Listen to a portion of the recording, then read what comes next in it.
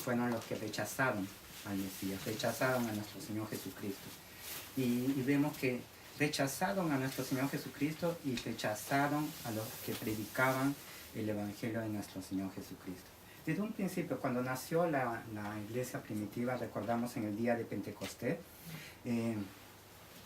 eran 120 discípulos de nuestro Señor Jesucristo que estaban en el aposento alto, y ellos reciben el Espíritu Santo y reciben el poder de Dios para ser testigos de Jesucristo, y inmediatamente vemos que hay oposición.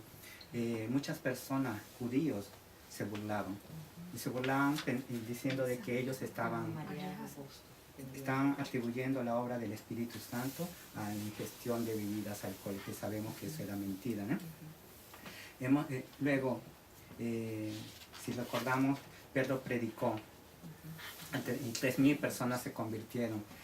Más también así el Señor usa a Pedro para la sanidad de un cojo. Y vemos que hay oposición de los judíos. Los judíos comienzan a perseguir a Pedro. Luego encarcelan, apresan a Pedro y a Juan. Luego apresan a todos los apóstoles. Hubo la intervención milagrosa del Señor, que envía un ángel y los libera, y cuando ellos van a buscar a los apóstoles, ellos se encuentran donde el Señor los había mandado, predicando el Evangelio en el templo, vemos que, por ejemplo, el Señor usa a Esteban, y ante la predicación de Esteban hay oposición. ¿Quiénes son los que se oponen? Son los judíos, son los judíos. Luego vimos la conversión de Pablo.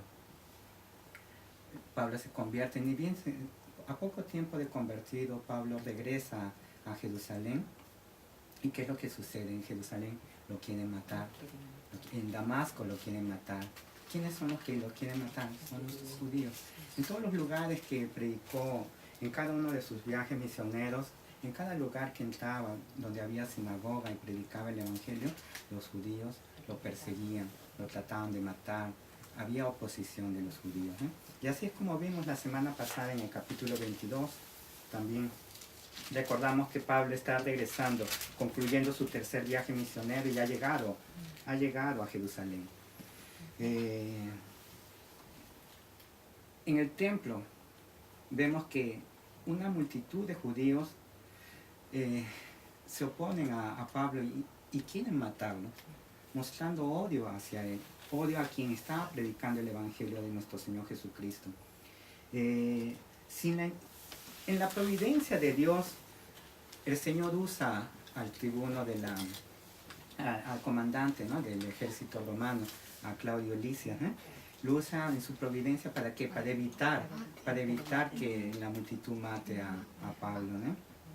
Más vemos, desde un principio rechazaron a nuestro Señor Jesucristo como el Mesías, rechazaron la predicación del Evangelio, rechazaron y persiguieron a las personas que predicaban el Evangelio.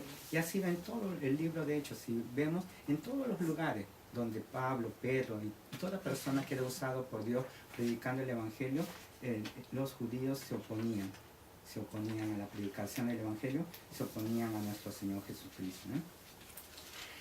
Vimos que Pablo relata su conversión, cómo era él antes de convertido, cómo fue su conversión y lo que el Señor le encomendó después de convertido. Pablo pensaba que a través de su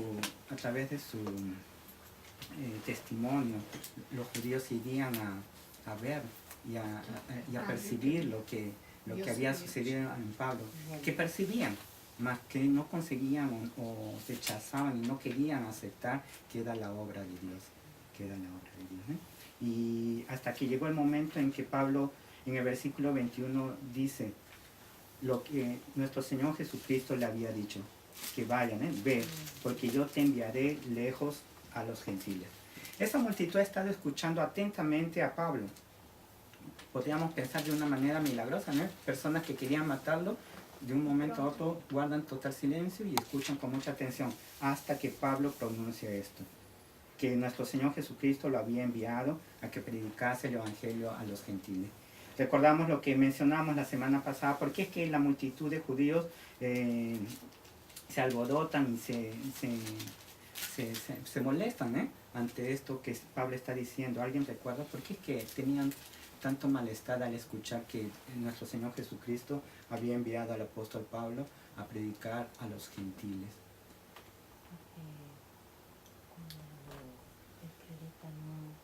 Cuando a una muchacha le fue sacado el mundo, ¿no? Hubo un lugar, ¿no?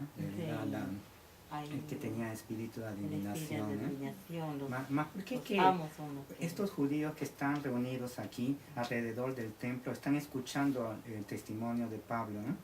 Y han estado escuchando atentamente, guardando silencio, más ante el hecho de que Pablo les dice, de que nuestro Señor Jesucristo les dijo que vaya y predica a los gentiles, esto produce que ellos ya dejaron de hacer silencio y comienzan a alborotarse de nuevo, intentan de nuevo matarlo. ¿Por qué que eso produce tanto malestar en el pueblo judío? El hecho de escuchar que nuestro Señor Jesucristo había enviado a Pablo a predicar el Evangelio a los gentiles. Era porque para los judíos era hasta una herejía el escuchar que la salvación para los gentiles era en las mismas condiciones que para los judíos, porque los colocaban en una posición espiritual iguales. Sabemos que ante los ojos de Dios somos iguales, porque el Señor no hace excepción de personas, mas para los judíos escuchar eso era como escuchar una herejía. Eso es lo que produce gran malestar en ellos, y por eso que ellos de nuevo quieren matar a Pablo y ya no lo dejan hablar más. Tuvo que intervenir de nuevo el tribuno, el comandante, ¿no?, de la compañía, para que eviten que maten a Pablo, ¿no? Y recordamos que hubo una conversación entre Pablo y el tribuno, porque ya que no consiguió el tribuno saber el motivo por el cual los judíos querían matar a Pablo, él dio un mandato, una orden de que lo castiguen con flagelo, para que él confesara el motivo por el cual los judíos querían matarlo. Allí es que Pablo le dice que él es ciudadano, tiene nacionalidad, es ciudadano romano, ¿no? Recordamos que el tribuno lo había adquirido esa nacionalidad con dinero, ¿no? Mas Pablo es de nacimiento, ¿no? Y es así que llegamos al versículo 30 del capítulo 22. Ante la imposibilidad del tribuno de conocer el motivo por el cual los judíos quieren matar a Pablo, y como no va a poder hacer que él confiese a través de azotes, porque él les ha dicho que es un ciudadano romano, ante eso, el tribuno piensa en llevarlo delante del concilio, delante del Sanedrín. ¿Para qué? Para que el Sanedrín lo juzgue y para conocer el motivo por el cual ellos quieren matarlo, ¿eh?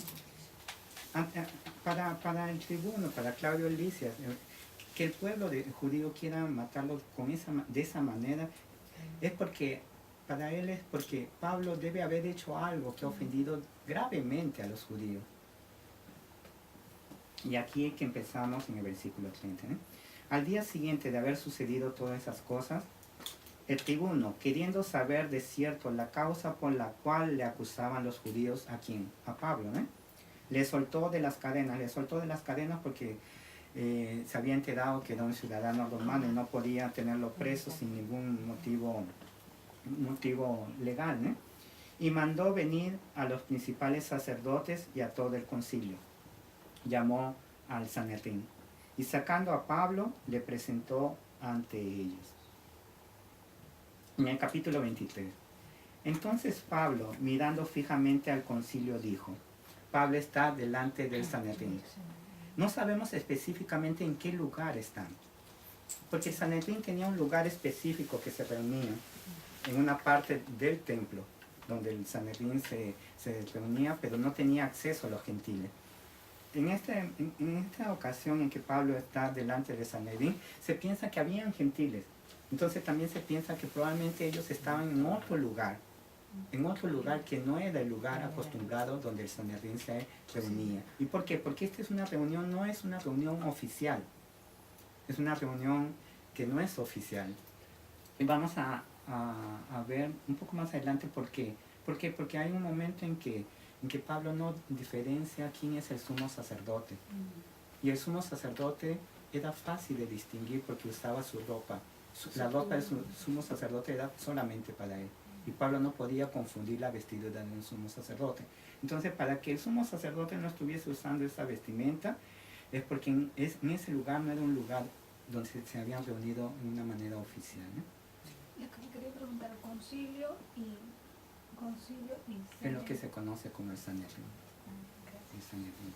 Recordamos que el Sanedrín era la autoridad religiosa en la región, de todos los judíos, La y se autoridad encontraba en judía, ¿no? Jerusalén. Era como se llamaban a esa reunión que hacían.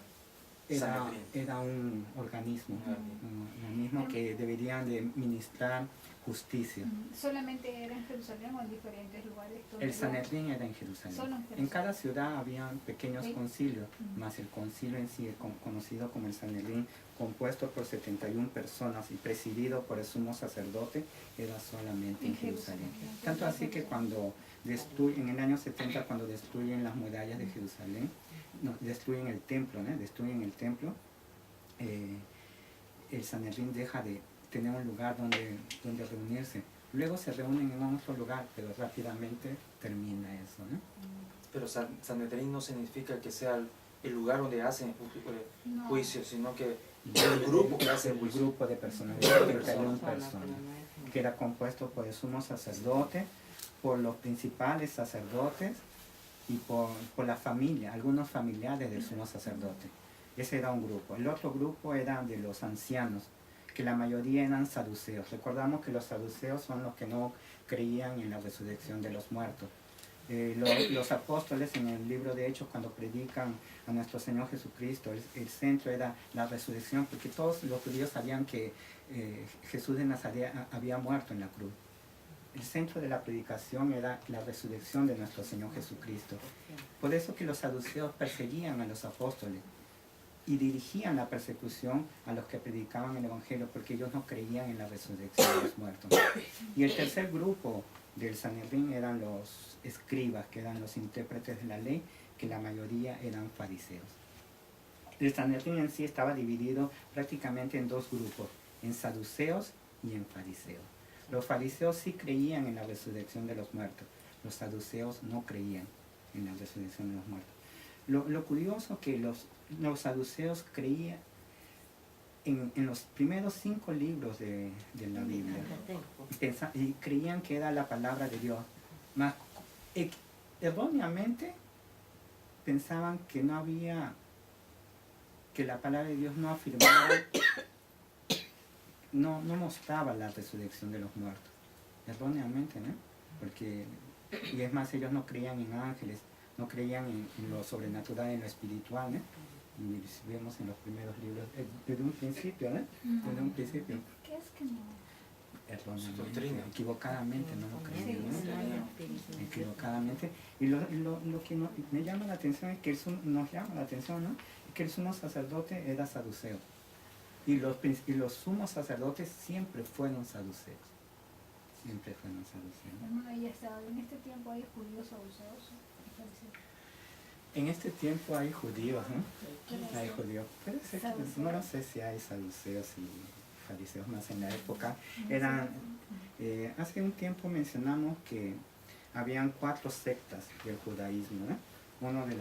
Uno de ellos eran los saduceos y otros eran los fariseos, ¿no? Siendo de que los saduceos eran los más poderosos, los que habían en más cantidad, eran los que prácticamente dominaban y tenían poder económico también, poder político. Los fariseos no entraban en cosas políticas, ¿eh? Y en el versículo 1, ¿eh?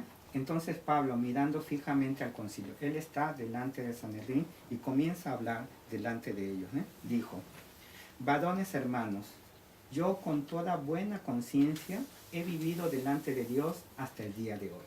Vemos que él comienza de una manera respetuosa también, igual como comenzó delante de la multitud.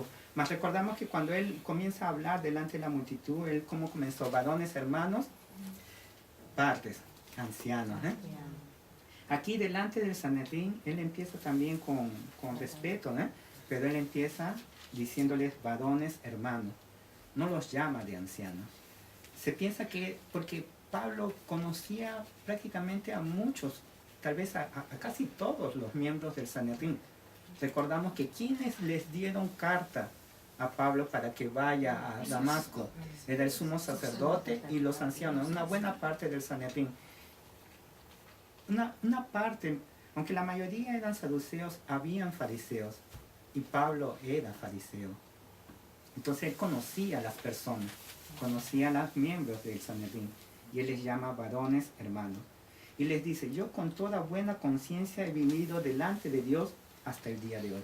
Entendemos que desde convertido, desde su conversión hasta el día que él se encuentra allí delante del Sanedrín. Es como decir, su conciencia está tranquila, porque no ha hecho nada que desagrada a Dios. Sabemos que él no es perfecto, pero su conciencia está tranquila porque lo que ha hecho no ofende a Dios.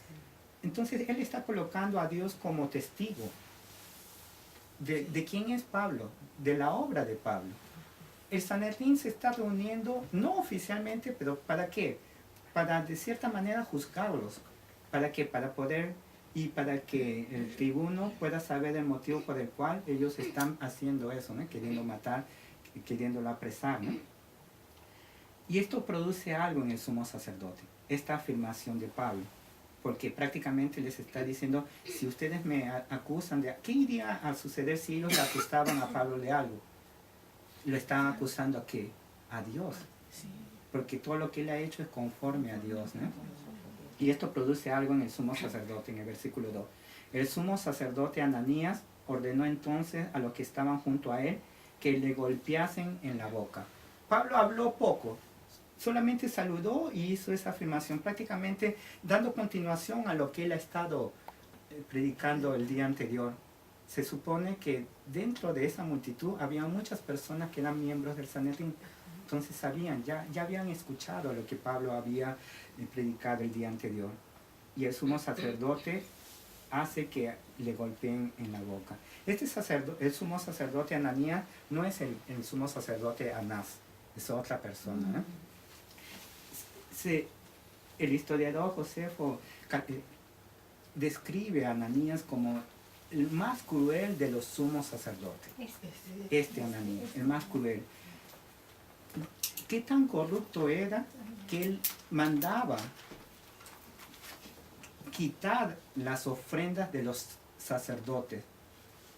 Y algún sacerdote que se atrevía a decirle por qué o a oponerse a eso, el sumo sacerdote Ananías lo mandaba a golpear. Ya vemos rápidamente por qué su reacción de esta manera. Y Pablo en el versículo 3 le dice lo siguiente. Entonces Pablo le dijo, Dios te golpeará a ti, pared blanqueada. ¿Estás tú sentado para juzgarme conforme a la ley?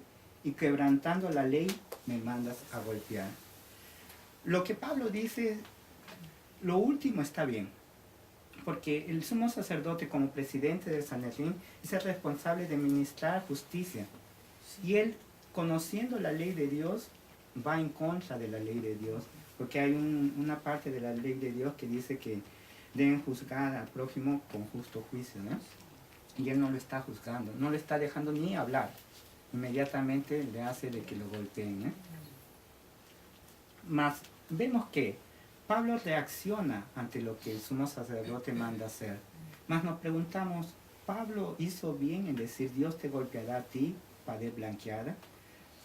Pablo le está diciendo que Dios lo castigue, que Dios te golpee. El deseo del corazón de Pablo es que Dios castiga al sumo sacerdote y lo califica de pared blanqueada. Recordamos a nuestro Señor Jesucristo cuando habló a los fariseos y escribas, está en Mateo, ¿no? Mateo. Sepulcro blanqueado, ¿no? Lo denomina como por fuera son blanco de lumbre. Son muertos, ¿no? La apariencia.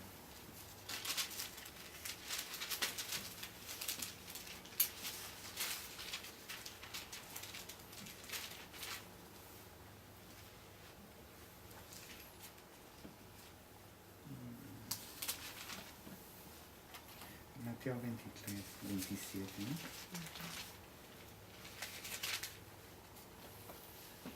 ¿no? Nuestro Señor Jesucristo le dice: ay de vosotros, escribas y fariseos hipócritas, porque sois semejantes a sepulcros blanqueados.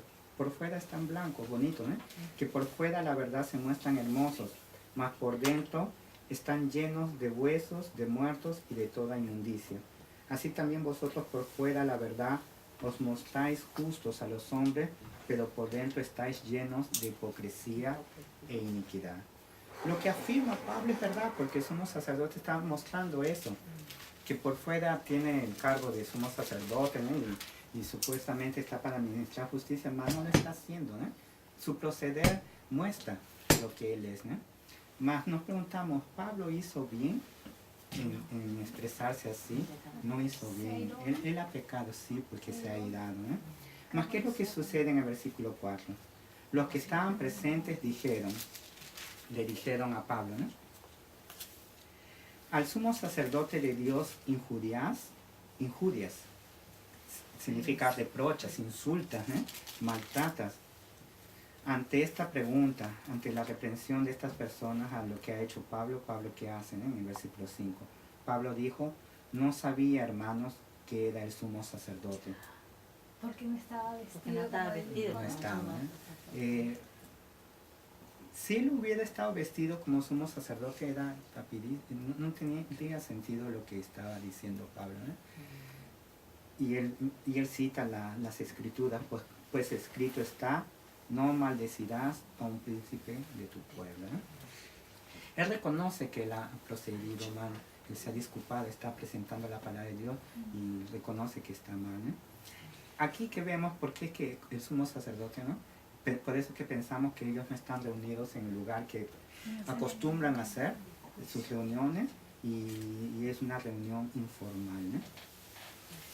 En el versículo 6, entonces Pablo, notando que una parte era de saduceos y otra de fariseos, alzó la voz en el concilio. Hemos visto, Pablo ha saludado y ha expresado que todo lo que él ha hecho es en buena conciencia delante de Dios, ¿eh? El sumo sacerdote lo manda a golpear. Sabemos que el proceder del sumo sacerdote está equivocado. Pablo también procede equivocado. Le dice que Dios te golpeará a ti para blanqueada. Mas ante la reprensión de las personas, Pablo reconoce que está mal y se disculpa, ¿no? Y presenta la palabra de Dios mostrando que realmente se había equivocado, ¿no? En el versículo 6 nos muestra que Pablo ve algo, que el concilio está realmente conformado por dos grupos, saduceos y fariseos, como hemos mencionado. Y él va a decir algo, y para esto alza la voz. ¿Para qué? Para que el concilio le escuche. Y dice: varones hermanos. Él continúa conversando con ellos, hablándoles de una manera respetuosa. Miren lo que él les dice: yo soy fariseo, hijo de fariseo. Está llamando la atención de ¿quiénes? De los fariseos. Él está diciendo: yo soy fariseo, hijo de fariseo. Los fariseos comienzan a identificarse con Pablo. ¿Y qué más les dice? Acerca de la esperanza y de la resurrección de los muertos se me juzga. Y es verdad, porque es lo que él predica, la resurrección de nuestro Señor Jesucristo, ¿eh? Vemos algo, que Pablo afirma que él es fariseo, hijo de fariseo, y se le juzga acerca de la esperanza de la resurrección de los muertos. Pareciera que él está hablando esto para encontrar apoyo de los fariseos. Qué inteligente. Sí, Parecía. pareciera que él está mencionando, y pensamos, ni bien lo presentan delante del Sanedrín, él saluda y habla una frase. Inmediatamente ve la reacción del sumo sacerdote. El sumo sacerdote es el presidente del Sanedrín. ¿Qué le espera? ¿Qué le espera ante la actitud inmediata del sumo sacerdote? En base a eso entendemos el proceder de Pablo. Y vemos lo que sucede de aquí en adelante en el versículo 7. Cuando dijo esto, se produjo disensión entre los fariseos y los saduceos, y la asamblea se dividió. ¿Qué sucede? En un principio, el concilio estaba en contra de Pablo. Iban a buscar una manera de juzgarlo, de acusarlo. Mas en este momento, ante lo que Pablo está afirmando delante de ellos, de lo que todos estaban en contra de Pablo, se produce ¿qué? Una disputa, una división. Ya no es todos contra Pablo, sino ¿quiénes son? Fariseos contra saduceos. Entre ellos mismos. Ya no son contra Pablo, sino entre ellos mismos. Versículo 8. Porque los saduceos dicen que no hay resurrección, ni ángel, ni espíritu. Pero los fariseos afirman estas cosas. Y hubo un gran vocerío, y levantándose los escribas de la parte de los fariseos, contendían, diciendo, ningún mal hallamos en este hombre, que si un espíritu le ha hablado, o un ángel, no resistamos a Dios. En un principio, todos el Sanedrín en contra de Pablo. Ante lo que Pablo expone, ya no es todos contra Pablo, sino es los fariseos contra saduceos, los saduceos contra fariseos. Y llegamos en el versículo 9. Los fariseos que eran contra Pablo, ahora los escribas de la parte de los fariseos afirman que ningún mal hallamos en este hombre. Es decir, ellos ya están declarando, defendiendo a Pablo. Los que estaban en contra de Pablo, ahora defienden a Pablo. Y es más, ningún mal hallamos en este hombre. ¿Qué significa eso? ¿A quién iban a acusar y a juzgar? Los fariseos que lo están declarando. Inocente, sí. Versículo 10. Y habiendo grande disensión, el tribuno, teniendo temor de que Pablo fuese despedazado por ellos, mandó que bajasen soldados y le arrebatasen de en medio de ellos y le llevasen a la fortaleza. La reunión del Sanedrín, aún informal, se acaba en este momento. Ante la reacción, sabemos de los saduceos, el tribuno Claudio Lisias, ¿no?, tiene miedo, tiene temor de que Pablo sea muerto. Y de nuevo llama a soldados de su ejército para que lleven a Pablo una vez más a la fortaleza Antonia, donde él está preso, ¿no?, detenido, ¿no?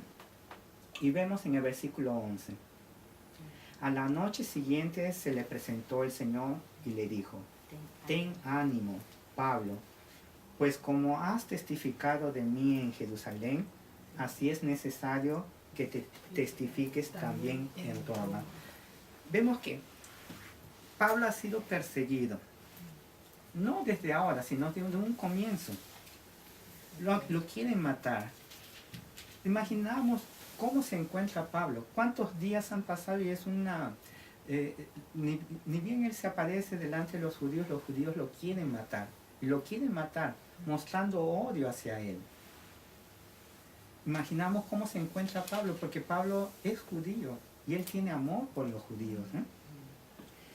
Como en ocasiones anteriores, el Señor se presenta a Pablo y le da una palabra de ánimo, de aliento. Recordamos cuando él estuvo en Corinto, además de la pareja de Aquila y Priscila, llegó un momento en que el Señor le dio una palabra y le dijo también, ¿no? En el 18 fue, ¿no? Dice, no temas, sino hable y no calles, porque yo estoy contigo y ninguno pondrá sobre ti la mano para hacerte mal, porque yo tengo mucho pueblo en esta ciudad. Y en esta ocasión el Señor le dice, ten ánimo, Pablo, como has testificado de mí en Jerusalén, así es necesario que testifiques también en Roma. Aquí vemos que lo siguiente, es una palabra de aliento que, y es más, de aquí en adelante, desde el versículo 12 del capítulo 13, hasta el último capítulo, hasta el último versículo del capítulo 28, vemos el cumplimiento de esta promesa, de lo que el Señor le dice a Pablo. En base a lo que el Señor le dice, ¿qué entendemos? Que todo este sufrimiento que está pasando Pablo es porque lo vemos en lo que nuestro Señor Jesucristo le está diciendo a Pablo.